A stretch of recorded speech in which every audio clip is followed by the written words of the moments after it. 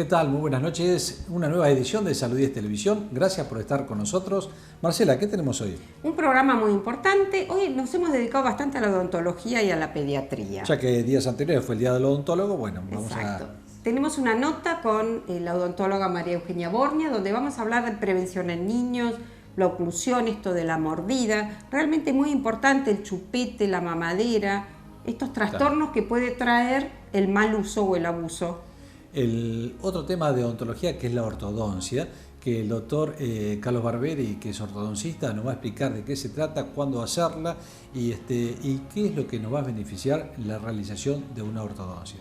Bueno, y estuvimos con el pediatra Néstor Nacelo, que nos habla de un tema que nos ha pedido que lo comentemos, que es asma. Así que él nos va a explicar un poco cuáles son las formas de prevención de esta enfermedad y cómo se manifiesta. Vamos al programa. Un feriado, ¿no? El feriado 12 de octubre. Disfrútenlo. Nos vemos al final del programa.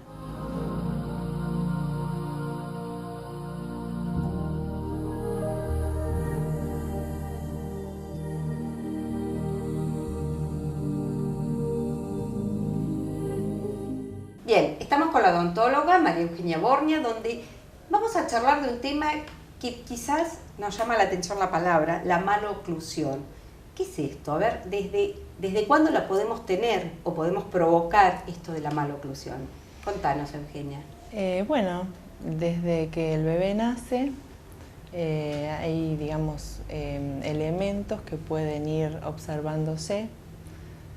Los puede percibir la mamá, que es la que está más en contacto con el bebé, en el momento en el que se produce la succión del bebé hacia la mamá, del pezón materno, en la alimentación.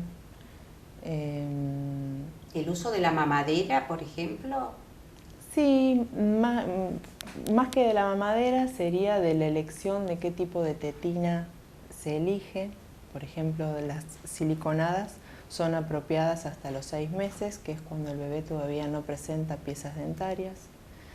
Después es conveniente que elijan de látex para evitar, como las siliconadas tienen sílice y pueden ser citotóxicos para las células, es más conveniente elegir de látex.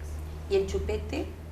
Y el chupete, hay, digamos, varias escuelas o teorías de los trabajos a los que uno puede acceder, que muchos fomentan el uso del chupete para impedir la muerte súbita en los bebés, y otros que están discutidos que a partir de que aparecen las piezas dentarias es necesario retirar su uso.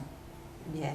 ¿Y qué pasa con estos chicos que mantienen el uso del chupete o del dedo, por ejemplo? ¿Trae algún trastorno esto de los chicos que el chupete por ahí lo tiramos? Pero, ¿qué hacemos cuando se chupan el dedo? Sí, también hay que tener en cuenta de que en general hay una parte, digamos, ambiental, que sería la presencia del dedo del chupete, y una parte genética, que es una predisposición a que esas alteraciones se exacerben ante la presencia de un hábito, como puede ser el dedo, el chupete o cualquier otro elemento que se interponga en la estructura. En general puede ocasionar mordida abierta. Otra de las alteraciones puede ser interponer el labio para poder lograr el sellado, la respiración bucal, que, digamos, la función plasma la forma. Si nos acostumbramos a respirar mal, la forma de nuestras estructuras, tanto óseas como dentarias, van a evidenciar esa maloclusión, esa malformación. ¿Cuándo empezamos a hacer esta consulta para ver de que no esté existiendo una maloclusión, o porque vemos que se prolonga mucho el tiempo del chupete, del dedo? ¿Cuándo empezamos a llevar al chiquito a la consulta? Sí, desde el punto de vista odontopediátrico, la consulta debería hacerse, o sea, el control de la embarazada durante el embarazo, recibiendo flúor a través de esa, digamos, de esa topicación que pasa de forma sistémica y llega al bebé, consumiendo ácido fólico que evita las malformaciones óseas como la fisura labioleporina, y después en el momento que llevamos el bebé a la consulta sería cuando nace. ¿Por qué? Porque al embarazo la mamá debe recibir las pautas de cuidado de esas piezas dentarias o de esos rebordes iniciales. Exacto.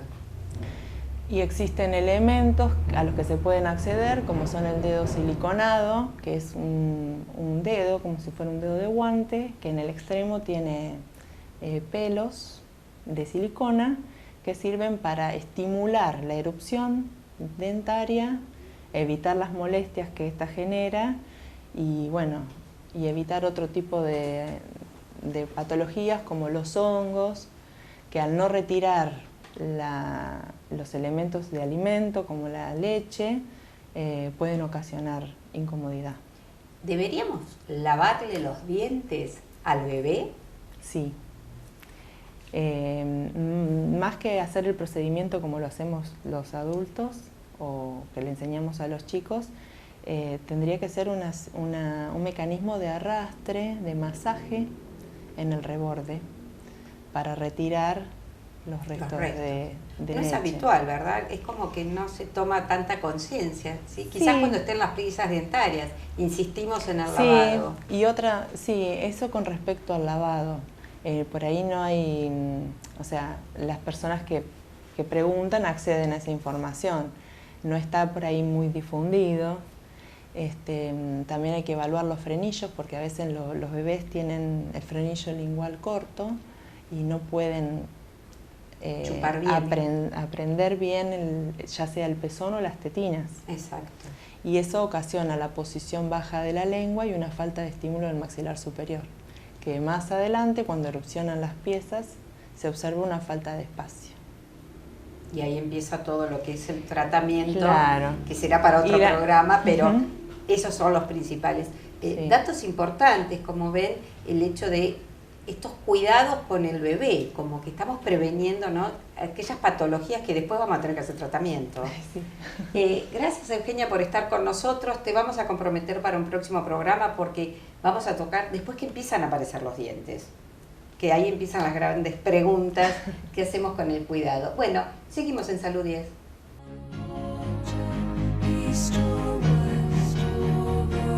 Bueno, vamos a hablar de un tema dentro de la odontología que es la ortodoncia. Hemos invitado al doctor Carlos Barberi, que es ortodoncista, especialista, y un poco de qué se trata esta su especialidad de la odontología, donde muchos han vivido a través de sus hijos y que están con los famosos aparatos. Bueno, pero ¿para qué sirve y para qué se usa esto? Carlos, gracias por estar hoy con nosotros en Salud 10. Comentanos comentanos un poco cuál es tu especialidad de ortodoncia. Bueno, lo que todo el mundo se pregunta es qué es la ortodoncia, ¿no? Mucha gente se pregunta y hay gente que no conoce todavía exactamente qué es. La ortodoncia trata de la corrección de los dientes torcidos, ¿no? Sí. Lo que básicamente se dice, pero va más allá de solamente esa corrección, que en algunos casos es puramente estética, ¿no? Las consultas generalmente se realizan por parte del paciente por una cuestión estética, pero además tiene una importancia dentro de lo funcional, ¿no es cierto? Porque una buena oclusión, una buena mordida, podríamos decir, es muy importante desde el punto de vista funcional. Y además también la parte estética tiene mucha importancia en la ortodoncia porque nosotros además tratamos otro tipo de patologías como son las patologías de malposiciones óseas también. O sea, de las mandíbulas y exactamente. Hay veces que hay problemas no solamente en los dientes, o sea, el paciente lo refleja como un problema de los dientes, pero a veces los problemas superan a los dientes y son problemas óseos, o sea, maxilares adelantados o mandíbulas retruidas, que generan un problema estético bastante importante y que también es resorte del ortodoncista. Del ortodoncista junto con un cirujano, con cirujanos natológicos que realizan ese tipo de cirugías especiales, pero que son combinadas con el ortodoncista. La ortodoncia en general no es solamente para chicos en realidad, sino que también los adultos pueden tener tratamiento de ortodoncia. Sí, sí, hay una vieja teoría, una vieja creencia, más que nada, de que la ortodoncia es solamente para chicos, ¿no? En realidad no hay edades, para corregir los dientes torcidos en general. Lo que sí hay edades es para corregir otras alteraciones, como te decía recién, que traen aparejado o son que están dentro del resorte de la ortodoncia.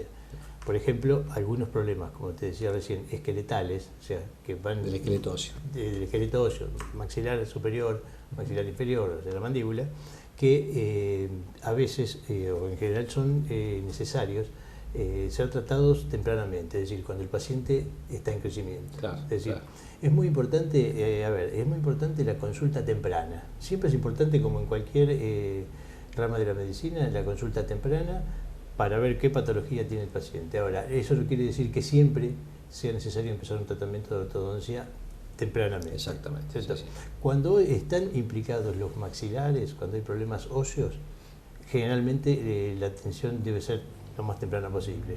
Ahora, cuando los problemas son solamente de malposiciones dentarias, muchas veces es necesario esperar a que el paciente cambie todos sus dientes, es decir, cambie los dientes de leche por los dientes definitivos y recién ahí iniciar el tratamiento. Claro. Hoy en día, con los grandes requerimientos estéticos que tiene la población, hay cada vez más atención de pacientes adultos, o sea, cada vez más consultas de pacientes adultos que dentro de su mejor estética quieren mejorar también sus posiciones de sobre todo lo que viene a la televisión. ¿Cómo? Lo que viene a la televisión. Sobre todo lo que viene a la televisión. Carlos, tengo una pregunta, porque vos tenés una subespecialidad que es la ortodoncia, pero vos te derivan pacientes. Es muy raro que el paciente vaya directamente a un ortodoncista. ¿Quién es el encargado de derivarte de estos pacientes? Bueno, en general el paciente viene derivado, claro, de los odontólogos generales, ¿no es cierto? Sí. Cuando se consulta a un odontólogo general, el odontólogo general deriva. También los pediatras derivan, ¿sí? También los pediatras, fonoaudiólogos, ¿no? Está todo bastante interrelacionado. Los pacientes que tienen, por ejemplo, te hago una pregunta más específica, labio leporino que tiene hendidura, a veces en el paladar, ¿la ortodoncia también juega un papel importante ahí? Sí, juega un papel importante. Te diría que el tratamiento del fisurado es una subespecialidad dentro de la ortodoncia, ¿no? Sí. Y de la cirugía ortognática, pero sí, la ortodoncia juega un papel muy importante. Siempre hemos visto dentro de las ortodoncias los famosos alambres o metales que se ponen en los dientes. Hoy por hoy tengo entendido que hay otros materiales que también se están usando, ¿verdad? Sí, hay muchos materiales. Lo más clásico es el bracket metálico, que además es lo mejor, ¿no? Claro. No ha sido superado, pero bueno, es lo más clásico y que usamos nosotros. Pero también hay materiales estéticos, hay brackets que son estéticos, que son transparentes, que también se utilizan, no tienen tan buen resultado, en realidad no tienen tan buen resultado, pero para aquellas personas que requieren mucha necesidad, digamos, social, como vos, por ejemplo, que trabajás en televisión, que si necesitarías ortodoncia necesitarías más transparente. Unos brackets transparentes por la estética. También hay una técnica que se trabaja por lingual, que también es bastante muy estética porque no se ven los brackets, pero tiene algunos problemas en cuanto a qué tipo de pacientes colocarle ese tipo de bracket, porque son muy molestos por estar por dentro molestar mucho a la lengua y bueno, es un poco complicado el tratamiento en ese lugar. ¿El tiempo de duración de los brackets depende de las patologías y del paciente? Sí, depende de la patología, básicamente, pero un tratamiento de ortodoncia básico y clásico dura alrededor de 2 años o 2 años y medio. Lo que pasa es que dentro de los tratamientos de ortodoncia vos muchas veces tenés que sacar piezas dentarias, ¿no es cierto? Es como que sobran piezas dentarias dentro del... Para acomodar un poco. Para poder acomodar los dientes. Y ahí juega mucho las muelas de juicio, ¿verdad? Y las muelas de juicio tienen su papel, tienen su papel importante, pero... la verdad que es muy interesante todo esto, y todos aquellos que tengan que arreglar sus dentaduras, acomodarse, los ortodoncistas son los encargados de acomodar desde el punto de vista para la masticación o para la estética, no si usted tiene una muela picada o una carie, ahí ya entra más el odontólogo específicamente, pero esto es para la reformulación de la parte dentaria y sobre todo la masticación, que es el primer paso de la alimentación, ¿no? Sin duda, de la oclusión, ¿no? Carlos, bueno, muchas gracias. No sé si querés agregar algo más. Si no, te vamos a invitar en algún otro momento para hablar de algún tema más específico de la ortodoncia, ¿no? Bueno, quiero agradecerte que me hayas invitado. No. Sí, estos son parámetros así muy generales de la ortodoncia. Hay muchas cosas que podemos profundizar si vos algún día Seguro. querés hacerlo. Sí. Ya te tomo la palabra. Bueno, Muchas gracias, Carlos. Continuamos.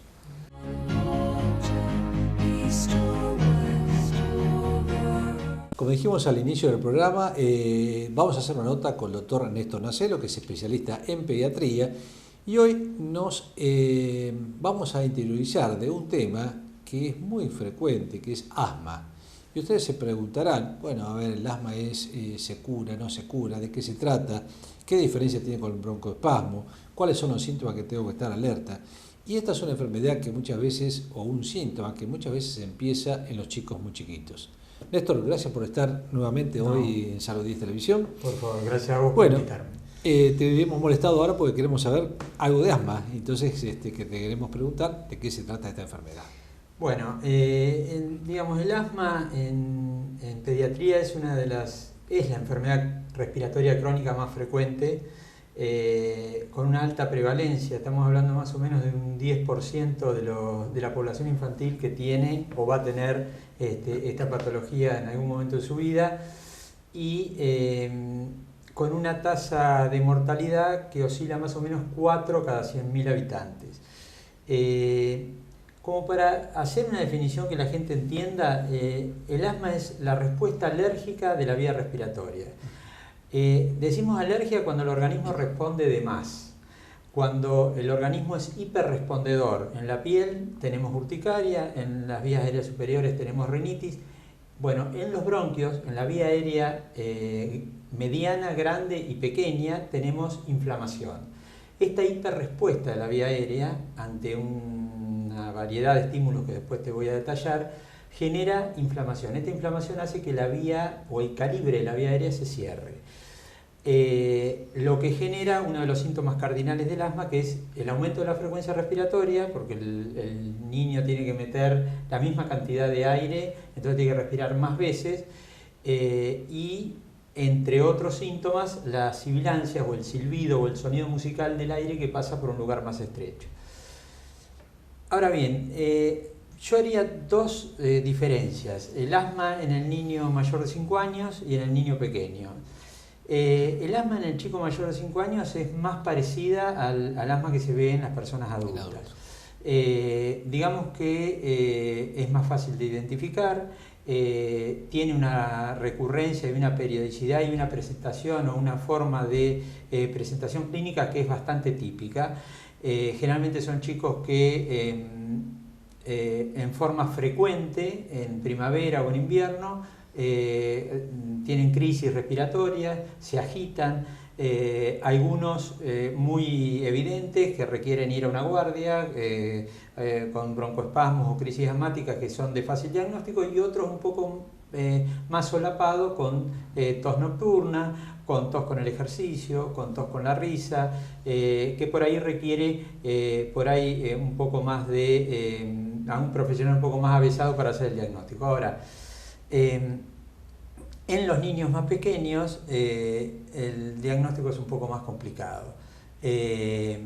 Primero porque hay un sinfín de patologías que a veces se presentan de la misma manera: el reflujo gastroesofágico, las cardiopatías congénitas, la fibrosis quística, los problemas inmunológicos, por nombrar algunos, la ingestión o la entrada de un cuerpo extraño a la vía aérea. Y por otro lado, digamos, el cortejo sintomático también es diferente. Entonces, las pruebas diagnósticas también son distintas. En los chicos chiquitos no se pueden hacer espirometrías, o la espirometría, digamos, es invasiva, digamos, en el niño pequeño, entonces se deja para casos muy seleccionados, y entonces requiere un diagnóstico un poco más difícil, digamos, por llamarlo de alguna manera.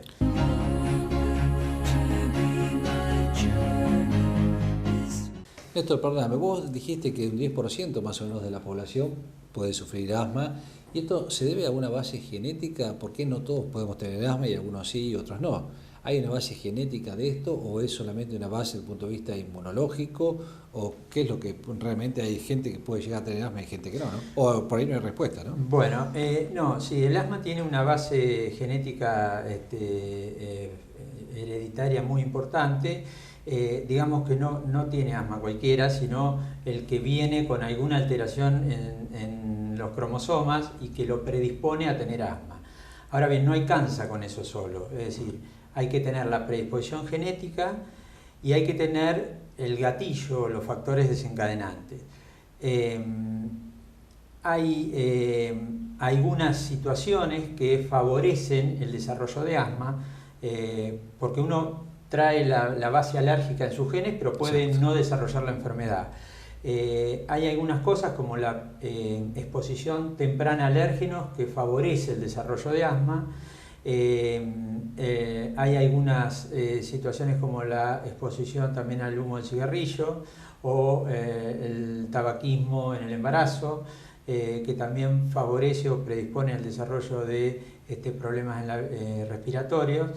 Y los cuadros climáticos también, porque se ve más en zonas húmedas que en zonas secas, ¿verdad? Por supuesto, así que sobre esa base genética, los factores desencadenantes o gatillos, que son agentes físicos, químicos, ambientales, virus, son los que desencadenan esta inflamación. Ahora, sobre este punto, que es, digamos, como para orientar un poco a qué chicos pueden tener, sobre todo los pequeños, riesgo de desarrollar asma bronquial, se trabajó mucho en el país vecino de Chile y hay un neumonólogo infantil chileno que ha hecho bastantes avances en el tema, y hay una serie de criterios para saber cuando uno está frente a un chico con potencialidad de desarrollar asma bronquial.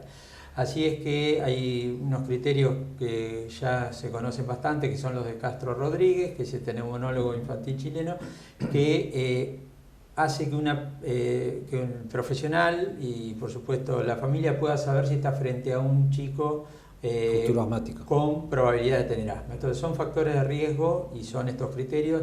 Importante tener un padre o madre con asma, tener antecedentes personales en el niño de eczema, de rinitis alérgica, aumento de eosinófilos, que es un tipo de glóbulos blancos en el hemograma, y presencia de sibilancias fuera de episodios de resfrío.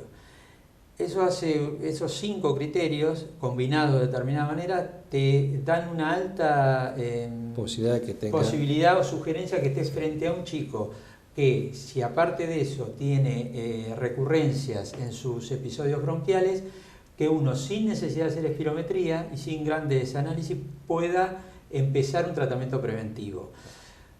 ¿Y esto por qué es importante? Porque esto también se sabe que cuando uno empieza el tratamiento en forma correcta y en el momento que corresponde, previene lo que se llama remodelación de la vía aérea, que es los cambios inflamatorios crónicos en los bronquios y en los bronquíolos, que genera un cuadro más difícil de manejar más adelante. Es como que si esa inflamación uno la ataja, no aparece lo que se llama fibrosis, que genera después obstrucciones ya fijas.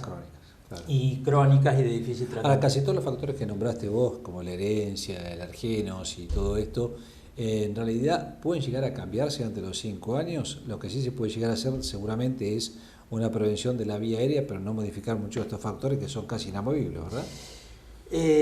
Digamos que hay factores que sí uno puede modificar y otros que no tanto. Los que son aerotransportados y que dependen y que son lo que llamamos estacionales, es difícil de manejar. Por ejemplo, los pólenes, los hongos, la alternaria, las gramíneas, esos son alérgenos que uno debería mudarse para no exponerse, porque todos los años vuelven, o los virus.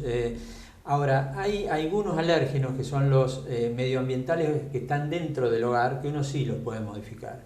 El más importante se llama dermatofagoide, es un ácaro que vos conocés bien, digamos que está presente en el polvo doméstico, que es parecido, yo siempre le explico a las madres, como si fuera un piojo, pero microscópico, es decir, que no se ve, que vive en las partículas del polvo y que se alimenta de las células que se descaman de la piel.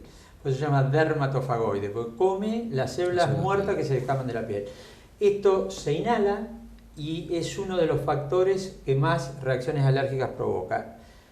Con lo cual, si uno puede prevenir la inhalación de polvo, del polvo que está dentro de la casa, porque digamos el más nocivo es ese polvo, no es el polvo. Muchas veces las mamás dicen, ay, pero yo vivo en una calle de tierra. El polvo que viene de afuera no es el peligroso, claro. Es el que está dentro en contacto con las personas que están con este ácaro. Vos sabés que hay estudios en los cuales el 40% del peso de una almohada de uso corresponde a ácaros. Ajá. Y lo mismo con los colchones. Con lo cual, a medida que uno va usando, si uno pudiera ver, se asustaría, digamos, de la cantidad de ácaros que puede guardar un colchón o una almohada. Con lo cual, se aconseja que para los chicos alérgicos enfundarlas, se aconseja no limpiar con... ¿Sobre todo lo de lana o cualquiera? No, los colchones y las almohadas todas. Lo que se trata de evitar que no sea de lana son las frazadas o los cubrecamas.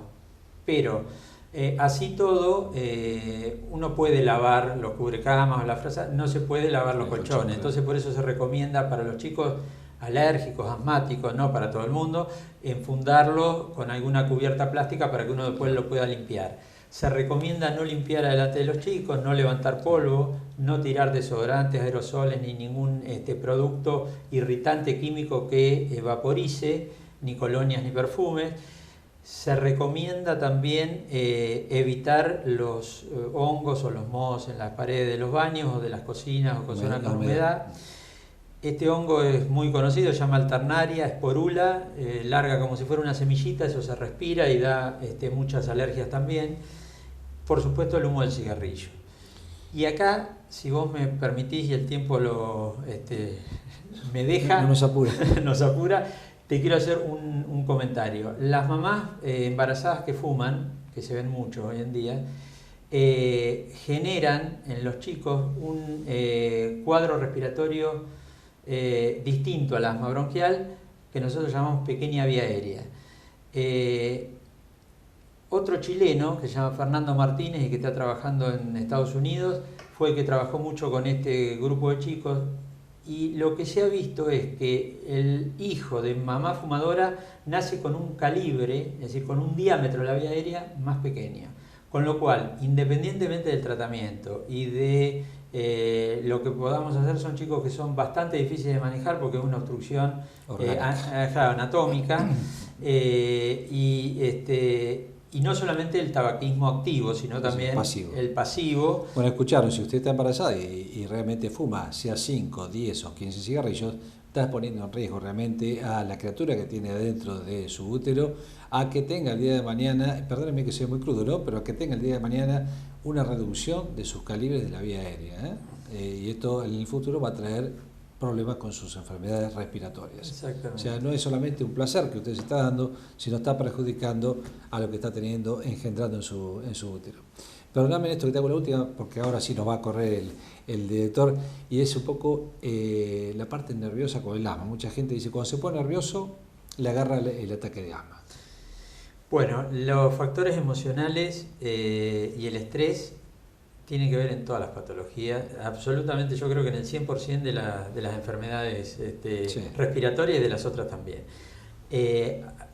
Por supuesto que es un desencadenante importante y es un punto que hay que abordar en el tratamiento integral del paciente con asma, sobre todo cuando hay familias disfuncionales, cuando hay inconvenientes en el seno familiar. Es importante que esto se atienda y se trate por algún profesional porque es un claro factor desencadenante, sobre todo en los adolescentes, que es el grupo en el cual es más difícil el tratamiento, porque son chicos que es difícil hacer un tratamiento continuo. Digamos, el tratamiento del asma, 2 palabras, es un tratamiento largo. De 6 meses a 1 año para arriba. Hay pacientes que en algún momento uno puede dejar el tratamiento y entran en remisión. Esto hay que monitorearlo en forma clínica y con espirometría. Y hay pacientes que no se le puede sacar la medicación. Y esos pacientes deben tener paciencia con su tratamiento. Totalmente. Hay que tener paciencia y el adolescente es un grupo especialmente vulnerable porque el adolescente se siente Superman en todos los aspectos y entonces es muy difícil tenerlo con el tratamiento. No solamente para esto, sino para las familias con algunos inconvenientes, sería importante también contar con la presencia de un psicólogo. Néstor, muchas gracias, da para mucho más, así que te agradezco Sí. mucho, ha sido bastante claro.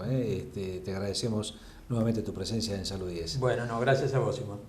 Continuamos, si el director no me mata, que nos hemos excedido en el tiempo.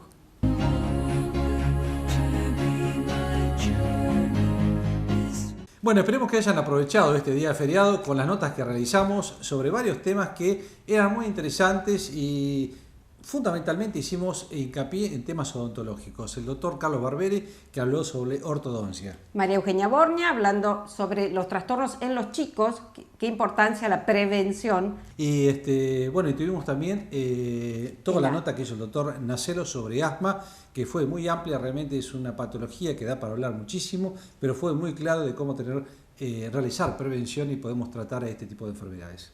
Así que bueno, nos vemos en una semana. Gracias. Muchas gracias. Easter.